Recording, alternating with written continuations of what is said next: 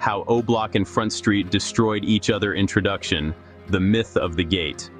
If you look at the history of ChicagoDrill, there is one location that looms larger than any other: Parkway Gardens, Oblock. For over a decade, the world has looked at those gates on 64th and King Drive as a symbol of strength. We saw the music videos, we saw the millions of views, we saw the glitz and the glamour of ChiefKeef, KingVon, and the entire Glow Gang movement. To the outside world, Oblock was a fortress. It was the headquarters of the BlackDisciples.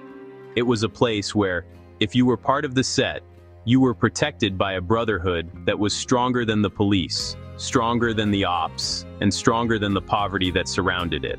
But that was a lie. The truth is that the gates of Oblock didn't just keep the enemies out, they locked the jealousy in. What the cameras didn't show you in 2012 and what the music videos didn't reveal was that the greatest threat to the BlackDisciples wasn't the Gangster Disciples from across the street. It wasn't the police. It was the man standing right next to you. This is the definitive story of the BD Civil War.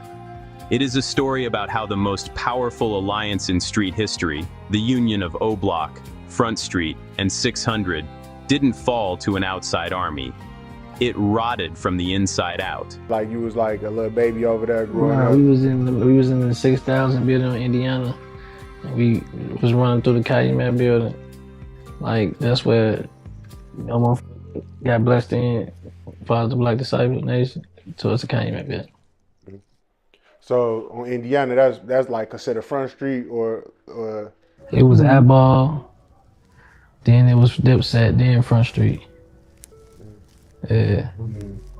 So okay, so yeah, so your history go back Front Street, then the Calumet building, then so you like real tight. Yeah. Yeah. And I had seen that y'all was like then with the O2, like yeah. Which y'all lived over there too? We went to Dulles, so but I don't know why we went to Dulles because Bessie Ross was right there, but Bessie Ross and Boston Park, but yeah, it was right there. So I don't know why Pops had us in Dulles, but with us going to Dulles, that's how we got ties to, Parkway. You ain't really the Met building because we all in school together. So we speak on it. We can speak on it. I'll probably have to catch the world up to why it's more dangerous now than from back then type shit. So basically, to catch us up to what's going on right now today, somewhere on the internet somewhere, some people got into it. They got into it, Oblock and Front Street, ChiefKeef, whatever the case may be, do your homework, BloodMoney, RIP. You feel me? From there, a mom is responsible for BloodMoney. Feel some type of way. You see what I'm saying? And allegedly, Oblock is responsible for doing something to BloodMoney. Alright, now, I don't know who did what to nobody, but after the Money Duke situation, rest in peace, and Youngin situation, rest in peace, the internet showed somebody taking a picture from down here and all that shit, y'all do your own calculations, blam. Alright, cool. So now it's them versus Oblock type shit. And the street saying it's get back for BloodMoney. You see what I'm saying? And that's what makes it more dangerous, in my opinion. In my opinion, I think BloodMoney being passed away over, here I come, he passed over 7, maybe 8 years. I don't know exactly, but if they gang banging and if that's what's going on, Get Back ain't got no extra, you know what I'm saying? Ain't no time limit. But that's what they got going on. What makes it more dangerous because it's been this long period of time. And in this period of time, they could have been did something to somebody, anything else like that. I don't even know if they the ones who did it, but that's what they blaming. So it's kind of confusing because whatever. But now that if they is the ones who did that shit, that makes it more dangerous because now they gonna be coming back and forth or going back and forth doing what they do.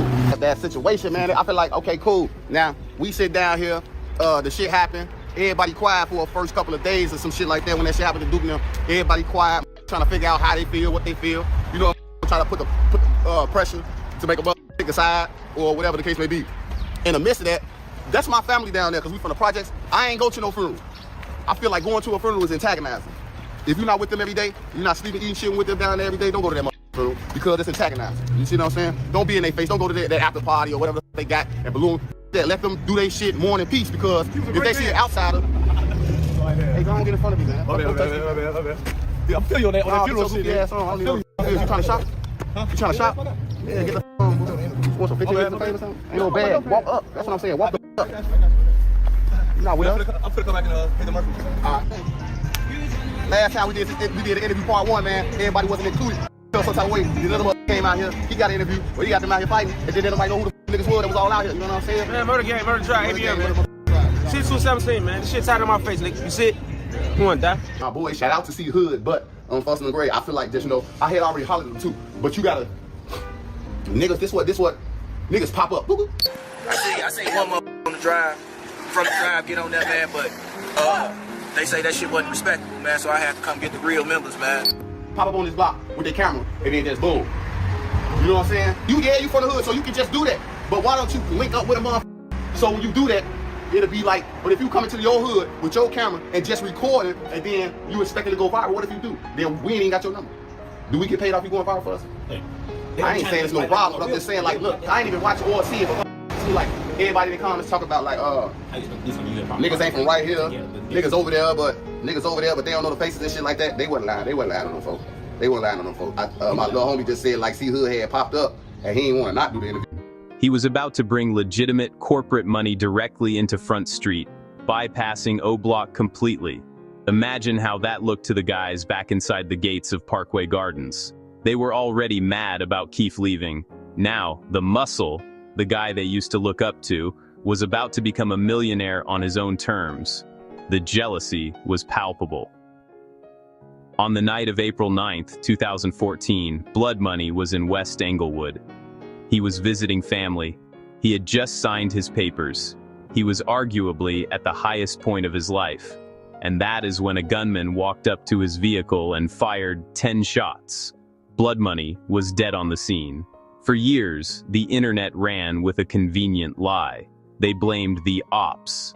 They blamed KI from STLEBT, creating this mythological story that she was a super assassin who took down the biggest BD boss. It was a story that Oblock was happy to let circulate because it took the heat off them. You never did nothing, boy. You know how many niggas died behind that black shit, you goofy ass nigga? Man, shit, ain't nobody that shit, nigga. Gonna die behind that shit. Y'all ass died. Your sister, hey, look.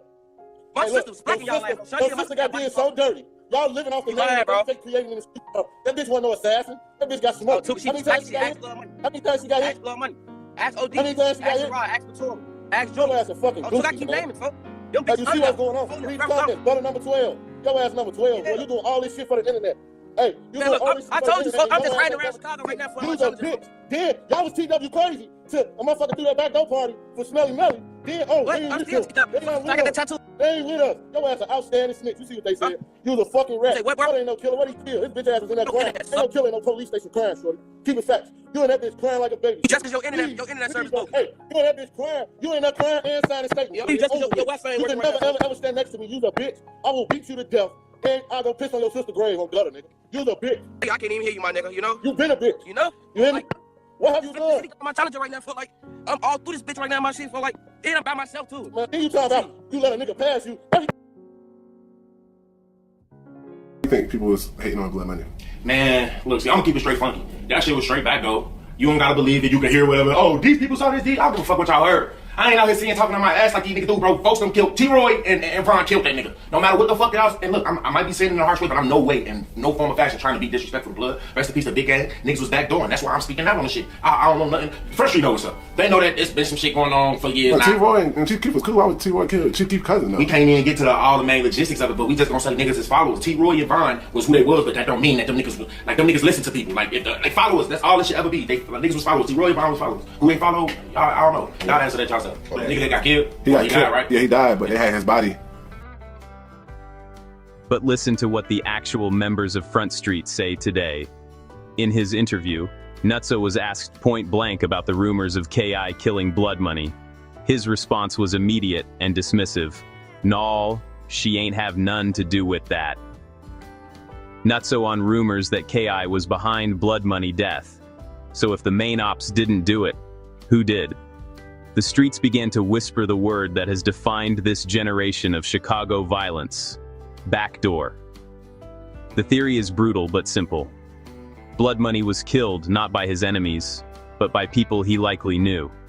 People who knew his location. People who were jealous of that Interscope deal. The reaction from Oblock was chilling. There was no mass mourning from the Oblock 5 for BloodMoney.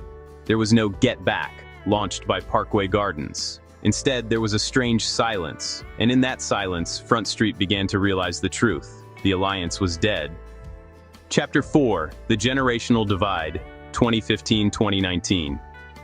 After BloodMoney died, the war entered a strange phase. It wasn't an all-out shooting war yet. It was a war of words, a war of subliminals.